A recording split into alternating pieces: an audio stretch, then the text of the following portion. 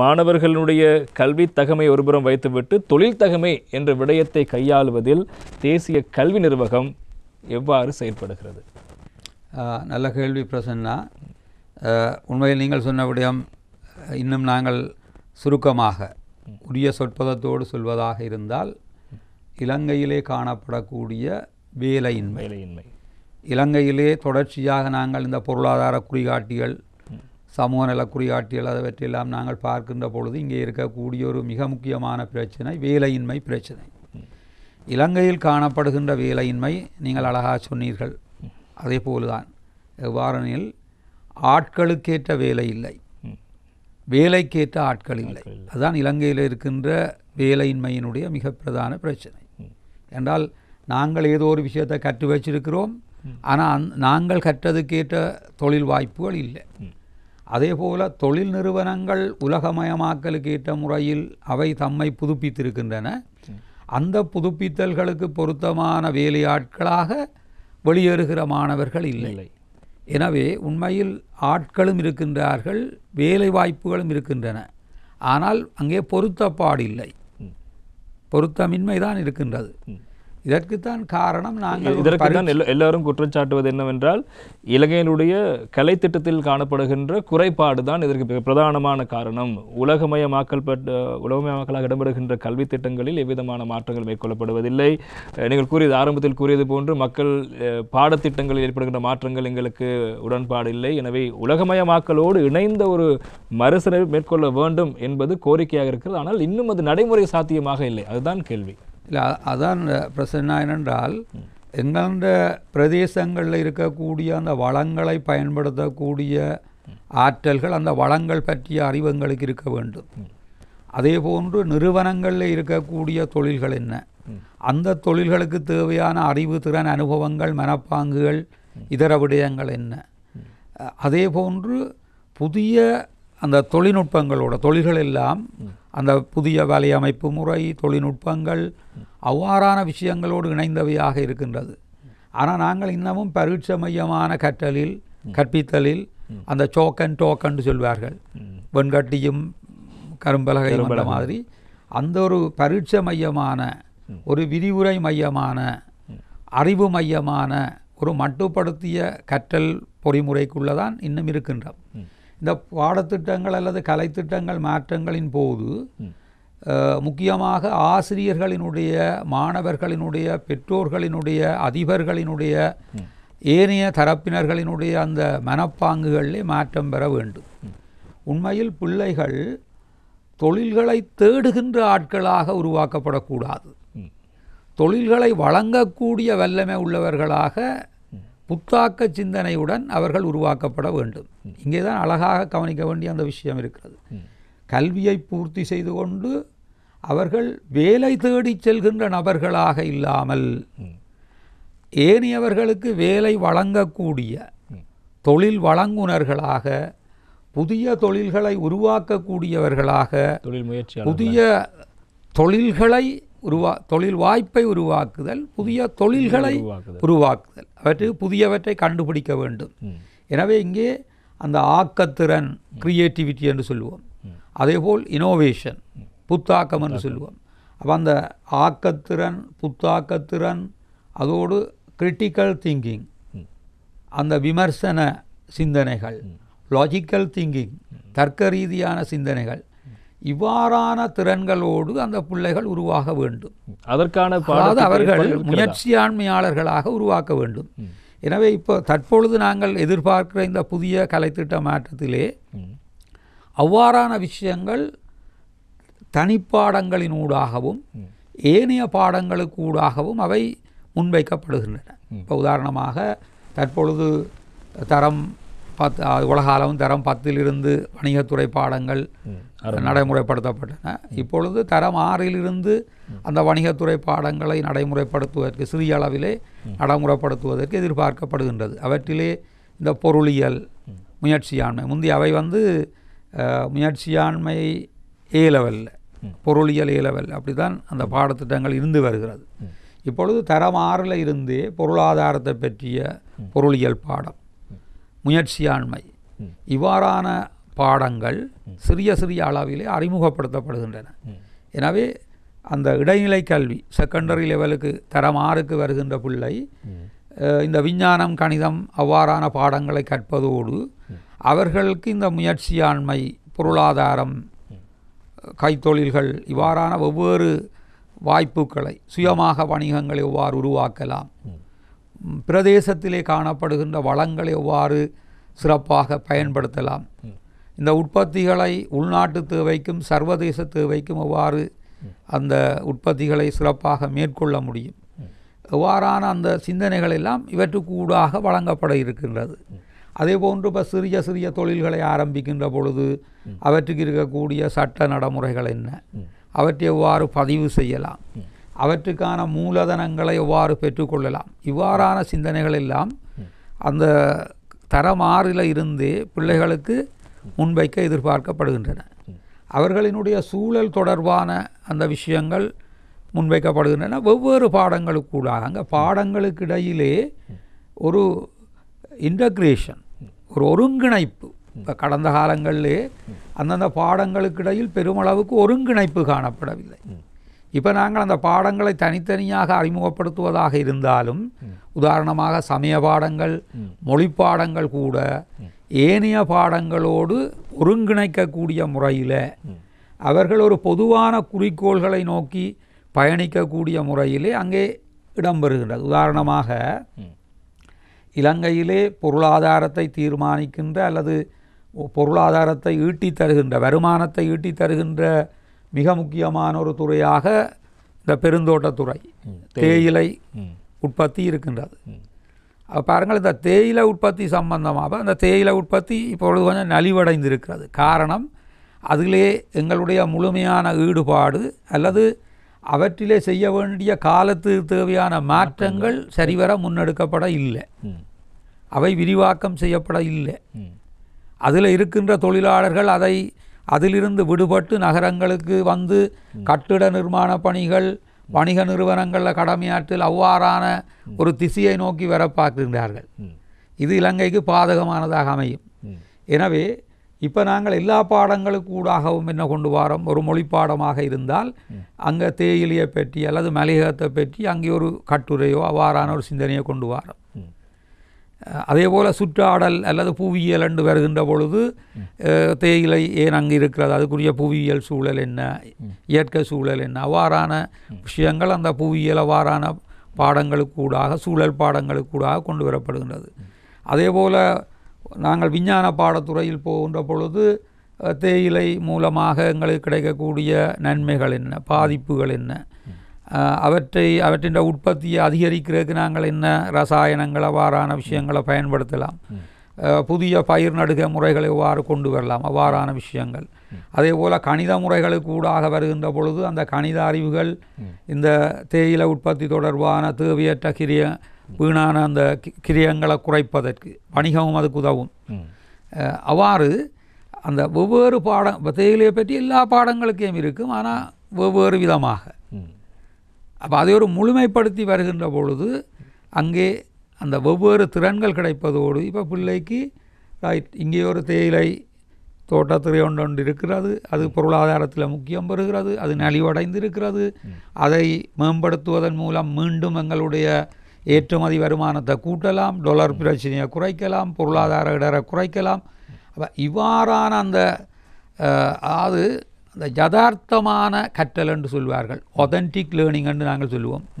ஒதென்டிக் learning அந்த யதார்த்தமான கற்றல்கள் அல்லது அந்த கண்டெக்ஸ்ட் லேர்னிங் என்று நாங்கள் சொல்லலாம். அந்தந்த சந்தர்ப்பங்கள் அங்கே இருக்கக்கூடிய அந்த சந்தர்ப்பங்களை உள்வாங்கி கற்பது அல்லது ப்ராப்ளம் பேஸ்ட் லேர்னிங் என்று சொல்லலாம். அங்கே இருக்கக்கூடிய பிரச்சனைகளை அறிந்து கற்பது. எனவே புதிய அந்த கற்றல் முறையிலே நாங்கள் என்ன எதிர்பார்க்கிறோம் என்றால், இந்த பிரதேச வளங்கள், இங்கே இருக்கின்ற தொழில்கள், தொழில்நுட்பங்கள், விஞ்ஞானம், அதோடு இணைந்த எங்களுடைய பாரம்பரியமான விஷயங்கள், எங்கள்கிட்ட இருக்கிற சிறப்பான பழக்க வழக்கங்கள், எங்களிடம் ஏற்கனவே இருந்த சிறப்பான விவசாய முறைகளோ வேறு தொழில்நுட்ப முறைகள், இது எல்லாவற்றையும் எல்லா பாடங்களுக்கு ஊடாகவும் பிள்ளைகளுக்கு அதை இலகுவான முறையில் கொடுக்க நாங்கள் முற்படுறோம். அதை அவர்கள் தேடி அறிவதற்குரிய சந்தர்ப்பங்கள் நாங்கள் வழங்க வேண்டும். சுயகற்றலுக்கான விடயங்கள் அவர்கள் சுயகற்றலுக்கான அந்த மொடியூல்கள் அவ்வாறானவை அறிமுகப்படுத்தப்படுகின்றது. சுயகற்றலுக்கு எவ்வாறு அவர்கள் இந்த வெப்சைட்டை பயன்படுத்தலாம், இணையதளங்களை எவ்வாறு பாவிக்கலாம், அவ்வாறான தகவல்களும் இந்த புதிய கலைத்திட்ட அந்த ஆக்கங்களிலே வழங்கப்படுகின்றன. அவர்களுக்கு அந்த உதவிகள் வழங்கப்படுகின்றன. இவையெல்லாம் நீங்கள் கூறுகின்ற போது கேட்பதற்கு உண்மைக்குமே இது சிறந்த விடயமாக தென்படுகிறது. எங்களுக்கும் அது சற்று நல்ல விடயமாக தோன்றுகிறது. ஆனால் நடைமுறையில் இவற்றையெல்லாம் நீங்கள் அமுல்படுத்துகின்ற போது எதிர்கொள்கிற சிக்கல்கள் என்ன எப்படியான பிரச்சனைகள்? இப்போது பாடத்திட்டங்களை நீங்கள் அந்தந்த பிரதேசத்துக்கு ஏற்றவாறு அல்லது உலகமயத்துக்கு ஏற்றவாறு பாடத்திட்டங்களை மாற்றி அமைக்கின்ற போது நீங்கள் கையாளுகின்ற உத்திகள் எப்படி இருக்கிறது? அது எப்படி உங்களுக்கு விளைவுகளை தருகிறது? பிரச்சனைகள் இருக்கிறதா? இதுவும் முக்கியமாக மிகச்சிறந்த கேள்வி பிரசன்னா. உண்மையில் இவ்வாறான கேள்விகள்லாம் பிரயோசனமான வினாக்கள். இந்த விஷயங்கள் சம்பந்தமாகத்தான் ஒவ்வொருவரும் விழிப்புணர்வு பெற வேண்டும். என்ன விஷயம் என்று சொன்னால், உண்மையில் கடந்த காலங்களில் இருந்த அல்லது நடைமுறைப்படுத்தப்பட்ட கலைத்திட்டங்கள் அல்லது பாடத்திட்டங்களிலே கூட இந்த மாணவர்கள் சுயமாக கற்க வேண்டும், செயற்பட்டு கற்க வேண்டும், பிரச்சனைகள் சம்பந்தமாக தீர்வுகளை காணக்கூடிய முறையில் கற்க வேண்டும், இந்த கருத்துக்கள் எல்லாம் இவ்வளவு காலமும் காணப்படவில்லை. அவை இப்பொழுதுதான் பேசப்படுகின்றன என்று சொன்னால் அது ஏற்றுக்கொள்ள முடியாத விஷயம். இந்த சிறப்பான சிந்தனைகள் எல்லாம் காலங்காலமாக இருந்த கலைத்திட்டங்களில் கல்வி முறைகளில் நிச்சயமாக இருந்திருக்கின்றன என்பதிலே மறுபேச்சுக்கு இடமில்லை. இருந்தாலும் இந்த திட்டமிடல்கள், இந்த ஆக்கங்கள் எல்லாம் சரியாக பெருமளவிலே இடம்பெற்றிருக்கின்றன. இவற்றை நாங்கள் பாடசாலை மத்தியில், மாணவர்கள் மத்தியில், பெற்றோர்கள் மத்தியில் அவற்று நாங்கள் எதிர்பார்க்கின்ற அதே அர்த்தத்தோடு அந்த விளைதிறன் வரக்கூடிய முறையில் ஒரு வினைத்திறனான விஷயங்களை நடைமுறைப்படுத்துவதில் தான் உண்மையில் பெருமளவான பிரச்சனைகள் இடம்பெறுகின்றன. தேசிய கல்வி நிர்வாகம் கலைத்திட்டத்தை ஆய்வுகளின் அடிப்படையில் உருவாக்கலாம், எதிர்பார்க்கின்ற விஷயங்களை உரிய தரப்பினர்களுக்கு அறிமுகப்படுத்தலாம், அறிமுகப்படுத்துவதற்குரிய ஆக்கங்களை வழங்கலாம். ஆனால் ஒரு பாடசாலையிலே அதிபர்கள் இந்த மாற்றங்களை சரியாக உள்வாங்கி அதை ஆக்கபூர்வமாக நடைமுறைப்படுத்துவதற்கு அவர்கள் தயாராக வேண்டும். அதேபோன்று உபாதிபர்கள், பகுதி தலைவர்கள், மிக முக்கியமாக ஆசிரியர்கள். இந்த ஆசிரியர்களுக்கு கல்வியிலே தனியிடம் இருக்கின்றது. ஆசிரியர்களினுடைய பங்களிப்பு இல்லாமல் எந்த ஒரு கல்வி முறையும் வெற்றியடைய மாட்டாது. பிள்ளைகளை உருவாக்குவதிலே நேரடி முகவர்கள் அல்லது நேரடி செயற்பாட்டாளர்கள் ஆசிரியர்கள் தான். எனவே ஆசிரியர்களில் கணிசமான மாற்றம் ஒன்று ஏற்பட வேண்டும் என்று நாங்கள் இந்த உபகேள்வி ஒன்று வருகிறது. என்னவென்றால், இப்போது இந்த புதிய பாடத்திட்டங்களையும் அதே போல மறுசீரமைப்புகளையும் மாணவர்கள் மத்தியில் கொண்டு செல்வதற்கு முன்பதாக அதனை படிப்பிக்கவிருக்கின்ற ஆசிரியர்களுக்கு நீங்கள் வேறொரு திட்டத்தை முன்னெடுத்து அவர்களுக்கு அதுக்கேற்றவால் ஆசிரியர்களை தயாரிக்க வேண்டும். முதலில் இதுதான் இருக்கின்ற நிச்சயமாக. உதாரணமாக ஆசிரியர்களுக்கு இந்த கலைத்திட்ட மாற்றங்கள் சம்பந்தமாக, புதிய கலைத்திட்டத்தினுடைய எதிர்பார்ப்புகள் சம்பந்தமாக சிறப்பான அனுபவங்களை வழங்கக்கூடிய, நேரடி அனுபவங்களை வழங்கக்கூடிய தொடரான பயிற்சிகள் வழங்கப்பட வேண்டும். இது நாங்கள் தேசிய நிறுவனம் அதை உணர்ந்திருக்கின்றது. எல்லோரும் வலியுறுத்துகின்ற விஷயம். ஒரு சில தினங்கள் மாத்திரம் பயிற்சிகளை நாங்கள் வழங்கி இந்த விஷயங்களை கொண்டு போக முடியாது. அவர்களுக்கு அந்த பயிற்சிகள் தொடராக வழங்கப்பட வேண்டும்.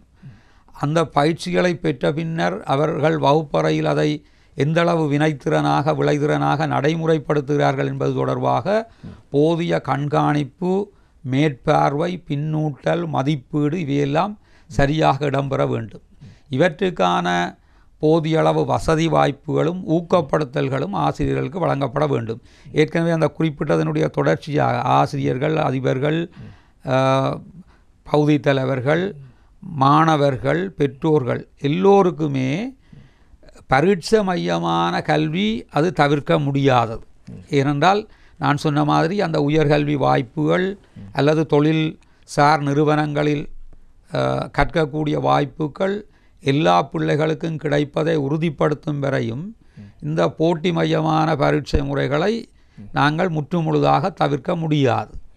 ஆனால் படிப்படியாக அந்த உயர் நிறுவன வாய்ப்புகளை பிள்ளைகளுக்கு அதிகரித்து கொண்டு அதேவேளை படிப்படியாக இந்த பரீட்சையினுடைய அது பொது பரீட்சைகள் தேசிய மட்ட பரீட்சைகளினுடைய போட்டி பரீட்சைகளினுடைய அந்த முக்கியத்துவத்தை நாங்கள் படிப்படியாக குறைத்து கொள்ள வேண்டும். அது சம்பந்தமான அந்த மனப்பாங்கு மாற்றம் மிக முக்கியமாக ஏற்பட வேண்டும். இங்கே உண்மையில் என்ன பொறுத்தவரையில் வளம் சம்பந்தமான பிரச்சனைகள் நிதி சம்பந்தமான பிரச்சனைகளுக்கு அப்பாலே இந்த மனமாற்றம் தான் மிக முக்கியமானது. கல்வியோடு சம்பந்தப்பட்ட ஒவ்வொரு தரப்பினரும் புதிய கல்வி முறைமை எவ்வாறு இருக்க வேண்டும் என்பதை சரிவர விளங்கி கொண்டு பரீட்சை மையமான கல்வியிலிருந்து நீங்கி யதார்த்தத்துக்கு பொருத்தமான கல்வியை நடைமுறைப்படுத்த முன்வர வேண்டும். சாதாரணமாக சொல்வார்கள் இந்த நிலையான மனோநிலை ஒன்று இருக்கிறது, ஃபிக்ஸ்டு மைண்ட் செட் என்று சொல்வார்கள். நிறைய பேருக்குள்ள பிரச்சனை அந்த நிலையான மனோநிலை ஒன்றில் இருக்கிறோம் அல்லது பாரம்பரியமான அந்த மனோநிலையிலிருந்து விடுபட முடியாதவர்களாக நாங்கள் இருக்கிறோம். உதாரணமாக படித்து முடித்த ஒரு அரசாங்க வேலையை தேடி அதில் இருந்து இளைப்பாற்றி சம்பளத்தோடு ஓய்வு பெறணும், இவ்வாறான அந்த எண்ணக்கருக்கள் எல்லாம் இன்னும் இருக்கின்றன. எனவே இந்த நிலைமைகளில் இருந்து நீங்கி அவர்கள் அந்த நெகிழ்வுள்ள ஃப்ளெக்சிபிள் நெகிழ்வுள்ள சாதகமான பாசிட்டிவ்னு சொல்லுவாங்க இல்லை நேர்முறையான வளர்ச்சி போக்குள்ள ப்ரோக்ரஸிவ் மைண்ட் செட்டுக்கு அவர்கள் வர வேண்டும். புதிய ஒரு கலைத்திட்டம் தயாரிக்கப்படுவதாக கூறினீர்கள். எவ்வாறான விடயங்கள் உள்ளிருக்கப்படுகிறது? அதில் நீங்கள் எதிர்பார்க்கின்ற விடயங்கள் என்ன? நல்லது பிரசன்னா. எங்களுடைய கல்வி முறையில் நான் குறிப்பிட்டது போல கலைத்திட்டத்தில் இந்த கற்றல் கற்பித்தல் தொடர்பாக உண்மையில் இந்த புதிய மறுசீரமைப்பு என்ற பொழுது என்னிடமே பலர் விசாரிப்பார்கள், இந்த பாடங்கள் என்ன மாற இருக்குது, இந்த பாடங்கள் எதை குறைக்க போகிறீங்கள், எதை கூட்ட போகிறீங்கள், அப்படி தான் எடுத்த உடனே கேட்பார்கள். எங்களுக்கும் அந்த தகவல் படி இது செமஸ்டர் அடிப்படையில், அதாவது யாரையும் ஃபெயில் பண்ணாது பாஸ் பண்ணக்கூடிய விடயங்கள்லாம் இருப்பதாக எங்களுக்கு தகவல் கிடைத்தது. எப்படியான விடயங்கள் அது? இல்லை, அதான் பிரச்சனை என்றால் உடனே கேட்கிறார்கள், இந்த பாடங்கள் என்ன மாறும், பாடங்கள் ஃபெயில் விடுற ஆக்களுக்கு என்ன நடக்கும், அல்லது ஃபெயில் விடாமல் இருக்கிறதுக்கு என்ன செய்வீங்கள், அப்படியான விஷயங்களை தான் கேட்கிறார்கள். அப்போ உண்மையில் இதில் பாடத்தில் தேவையான இட்டைப்படுத்தல்கள் இருக்குது நிச்சயமாக. நான் ஏற்கனவே குறிப்பிட்டது போல உலக மாறுதல்கள் உள்நாட்டு மாறுதல்களுக்கு தேவையான விஷயங்கள் பாட ரீதியாக தேவைப்படுகிற அந்த மாற்றங்கள் அங்கே நிச்சயமாக அந்த வன்திறன்கள் கட்டாயம் இட்டைப்படுத்தப்படும். இருந்தாலும் அதுக்கு மேலதிகமாக இங்கே அந்த கற்றல் கற்பித்தல் முறைகளில் தான் பிரதானமான மாற்றங்கள் உண்மையிலே எதிர்பார்க்கப்படுகின்றன. பரீட்சை மையமான விரிவுரை மையமான அந்த கற்பித்தலோ அல்லது மனனப்படுத்துகிற அந்த கற்றல் நடவடிக்கைகளில் இருந்து நீங்கி மிக பெரிய மாற்றம் ஏற்பட வேண்டும் கற்றல் கற்பித்தல். அவ்வாறாய் நிகழ்ந்தால் மட்டும்தான் நாங்கள் எதிர்பார்க்கிற அந்த விளைவு எங்களுக்கு கிடைக்கும், அந்த வெற்றி எங்களுக்கு கிடைக்கும். இப்போ உதாரணமாக இந்த 2 திறன்கள், ஒன்று வெண்திறன் என்றது பாட ரீதியான அறிவு திறன்கள். மென்திறன்கள் என்பதுதான் ஒரு மனிதனை பூரணப்படுத்துகின்ற விஷயங்கள். உண்மையில் பாடங்கள் எங்களுக்கு அவசியம் என்றால் நாங்கள் ஒரு பூரண மனிதராகிறதுக்கு எங்களுடைய தொழில்களை செய்வதற்கு அதுதான் இந்த பாடங்கள் தேவை. அதிலும் பார்க்க முக்கியமான விஷயம் மென்திறன்கள். மென்திறன்கள் என்று சொல்கிற பொழுது எங்களுடைய தொடர்பாடல் எப்படி அமைய வேண்டும், சமூகத்துடனான உறவுகள் எவ்வாறு அமைய வேண்டும், எங்களுக்கு ஏனையவர்கள் மீது அந்த அன்பு இரக்கம் அவ்வாறான அந்த மாதிரியான விஷயங்கள், விட்டு கொடுப்புகள், சேர்ந்து இயங்குறது, இவ்வாறான விஷயங்கள் அந்த மென்திறன்களிலே அதிக கவனம் செலுத்துகின்றோம். இதிலே மிக முக்கியமானது பிரச்சனை 21ஆம் நூற்றாண்டு திறன்கள் என்று இருக்கின்றது. இப்போ அதிகம் பேசப்படுகின்ற ஒரு விடயம் அந்த 21st century ஸ்கில்ஸ் என்று சொல்லுவோம். 21ஆம் நூற்றாண்டு திறன்கள் என்று அதிலே மிக முக்கியமாக அதிலே ஒவ்வொரு புத்தகங்கள் அல்லது மூலங்களிலே வித்தியாசமான எண்ணிக்கை குறிப்பிடுவார்கள். பொதுவிலே நாங்கள் உள்வாங்கிக் கொள்வது அதிலே 12 திறன்கள் இருக்கின்றன 21ஆம் நூற்றாண்டு திறன்களிலே. அவற்றிலே கற்றல் திறன்கள் என்று ஒரு 4 விடயங்கள் இருக்கின்றன. அதான் அந்த 4 விடயங்கள் போசியஸ் என்பார்கள். அதான் மிக முக்கியமான திறன்கள். அந்த 4 திறன்களிலே கம்யூனிகேஷன், எவ்வாறு தொடர்பாடுவது, அதேபோல் கொலபரேஷன், எவ்வாறு நாங்கள் குழுவாக ஏனையவர்களோடு சேர்ந்து இயங்குவது, க்ரியேட்டிவிட்டி, எங்களுடைய ஆக்கத்திறன்கள் இருக்க வேண்டும், அதேபோல் கிரிட்டிக்கல் திங்கிங், அந்த விமர்சன ரீதியான சிந்தனை, எனவே அந்த 4 கற்றல் திறன்கள் மிக முக்கியமாக வலியுறுத்தப்படுகின்றது இந்த யுனெஸ்கோ போன்ற அமைப்புகளாலே. அதைவிட இந்த மீடியா லிட்ரேசி, ஊடகத்திறன்கள், தகவல் தொடர்பான திறன்கள், எழுத்தறிவு திறன், இவ்வாறான அந்த மீடியா லிட்ரேசி அந்த திறன்கள் ஒரு 3 திறன்கள் இருக்கின்றன. ஊடகம் சம்பந்தமாக, தொழில்நுட்பம் சம்பந்தமாக, எழுத்தறிவு சம்பந்தமாக அந்த திறன்கள். அதைவிட இன்னொரு 5 திறன்கள் இருக்கின்றன, வாழ்க்கை திறன்கள், லைஃப் ஸ்கில்ஸ் என்று சொல்லி.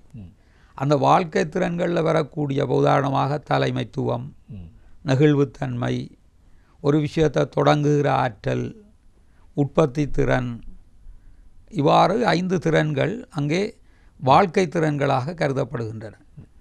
எனவே 4, 3, 5 12 திறன்கள், கற்றல் திறன்கள், ஊடகத் திறன்கள், வாழ்க்கை திறன்கள். அப்போ இந்த புதிய இந்த திறன்கள் எல்லாம் இருக்கின்ற பொழுதுதான் 21ஆம் நூற்றாண்டுக்கு, அது அழகாக நாங்கள் சொல்லலாம், தற்பொழுது தரம் 1 இருக்கக்கூடிய பிள்ளை, தரம் 2 இருக்கக்கூடிய பிள்ளை, தரம் 6 இருக்கக்கூடிய பிள்ளை, இவர்களெல்லாம் எதிர்காலத்தில் இன்னொரு 5 வருஷம், 10 வருஷம், 20 வருஷம், 25 வருஷத்துக்கு பிறகு அவர்கள் தொழில் நிறுவனத்தில் பிரவேசிக்கின்ற பொழுதும், தன்னுடைய சமூகத்தில் பிரவேசிக்கின்ற பொழுதும், முழு உலகத்துக்குள் பிரவேசிக்கின்ற பொழுதும் அவர்கள் இந்த திறன்களை பெற்று செல்வதன் மூலம்தான் அந்த விஷயங்களுக்கு முகம் கொடுக்கக்கூடியவர்களாக இருப்பார்கள். இந்த விடயங்களை அடிப்படையாக வைத்துதான் இப்பொழுது நாங்கள் மறுசீரமைக்கப்படுகின்ற இந்த கலைத்திட்டத்திலே கற்றல் கற்பித்தல் முறைகளில் இருந்து பாடத்திட்டமீறாக ஒவ்வொரு இடத்திலும் இந்த 21ஆம் நூற்றாண்டுக்குரிய அந்த திறன்கள் வலியுறுத்தப்படுகின்றன. அறிவிலும் பார்க்க இந்த திறன்கள் வலியுறுத்தப்படுகின்றன. இந்த திறன்களுக்கூடாகவும் அறிவு பெருக முடியும்.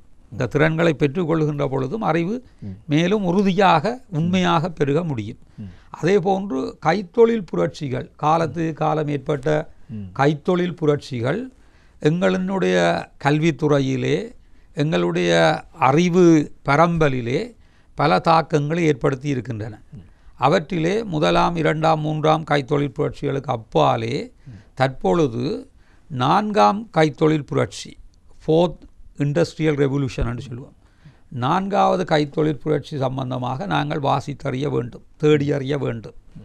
அது இந்த புதிய தொழில்நுட்பம், புதிய விஞ்ஞானம் இவற்றோடு இணைந்த, அது நீங்கள் கேட்டதுக்கு இப்பொழுது என்னுடைய மனதில் வருகின்றது சரியான கருத்தொன்று.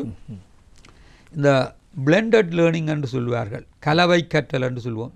பிளெண்டட் லேர்னிங் இந்த புதிய கல்வி முறையிலே, சீர்திருத்தத்திலே வலியுறுத்தப்படுகிற ஒரு விஷயம், இந்த 21ஆம் நூற்றாண்டு திறன்கள் இருக்க வேண்டும். 4ஆம் கைத்தொழில் புரட்சியிலே எதிர்பார்க்கிற அந்த அறிவு திறன், மனப்பாங்குகள் இருக்க வேண்டும்.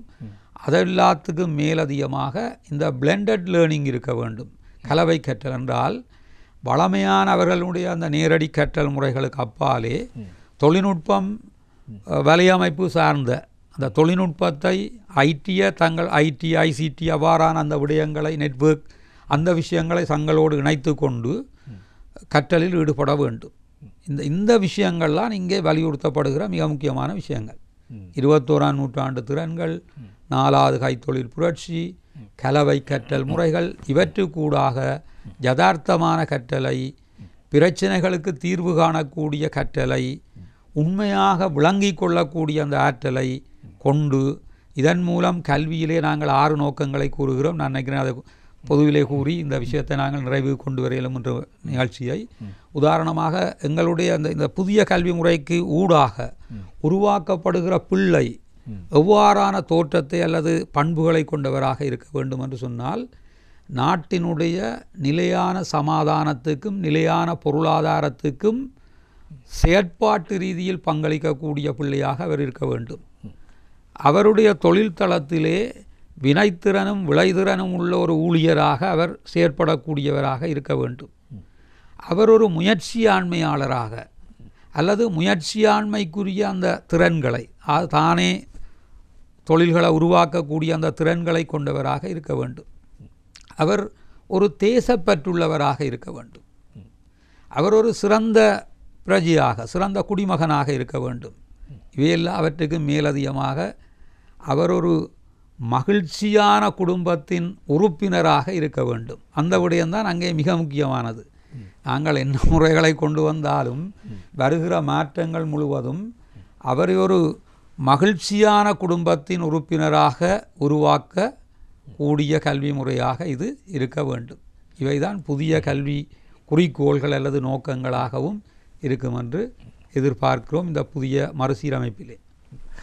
நாங்கள் எங்களுக்கும் இருக்கிற மிகப்பெரிய எதிர்பார்ப்பு இந்த கொண்டு வரப்பட போகின்ற இந்த புதிய மறுசீரமைப்பு காலப்போக்குக்கு ஏற்ற வகையிலான இலங்கை பிரஜைகளை உருவாக்கி அவர்களை உலகோடு ஒன்றி வாழக்கூடிய தன்மை கொண்ட தொழில் வாய்ப்புகளை பெற்றுக்கொள்ளக்கூடிய நபர்களாக உருவாக்கக்கூடிய ஒரு மறுசீரமைப்பாக இருக்க வேண்டும் என்ற அவாம் எங்களுக்கு இருக்கிறது. இன்னும் ஏராளமான விடயங்கள் தொடர்பில் பேசலாம். ஆனால் இப்போது நிகழ்ச்சியை நிறைவு கொண்டு ஒரு தருணம் இருக்கிறது. இன்னொரு சந்தர்ப்பத்தில் இன்னும் ஏராளமான விடயங்கள் தொடர்பில் பேசலாம். இன்றைய தினம் நிகழ்ச்சிக்கு வந்திருந்தார் முக்கியமான பல விடயங்களை பேசுவதற்காக தேசிய கல்வி நிறுவனத்தினுடைய முன்னாள் பணிப்பாளர், தமிழ் பிரிவுக்கான பணிப்பாளர், தற்போது அச்சிடல் வெளியீடுகள் துறையினுடைய பணிப்பாளராக செயற்பட்டு கொண்டிருக்கிறார். அதேபோல வணிகத்துறை ஆசிரியர் கல்வித்துறையினுடைய சிரேஷ்ட விரிவுரையாளர் திரு கலாநிதி SK பிரபாகரன் அவர்கள் நிகழ்ச்சிக்கு வந்திருந்தார். அவருக்கு வசந்தம் டிவி சார்பாக நாங்கள் நன்றிகளை தெரிவித்துக் கொள்கின்றோம்.